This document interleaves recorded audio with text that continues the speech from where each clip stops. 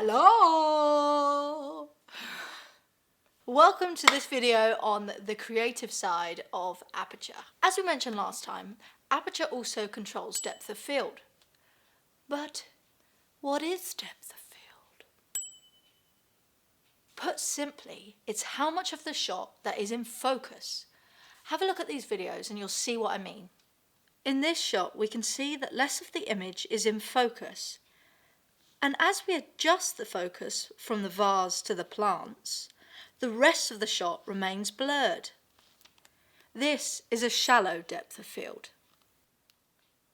On this shot, we see the whole image is in focus from the foreground to the background.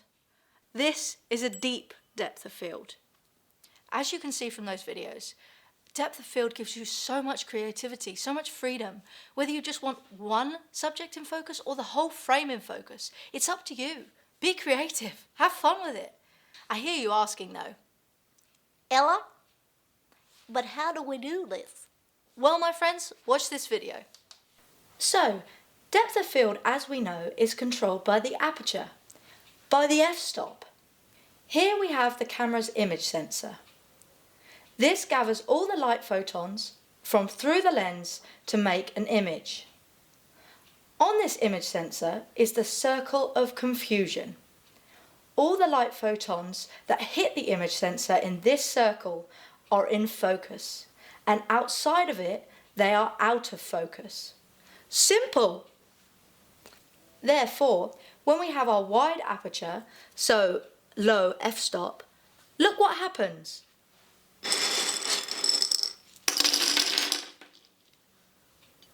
Lots of the light photons go outside the circle of confusion.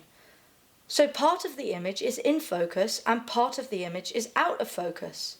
A shallow depth of field.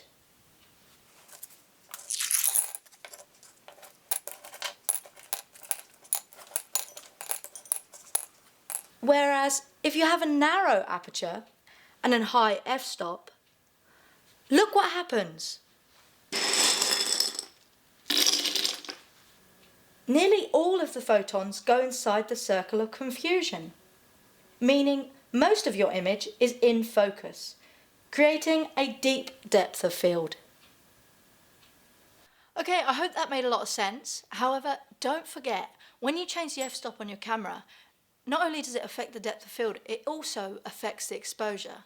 Watch the next videos to see how you can balance that with ISO, shutter speed and ND filters. Carry on watching, guys.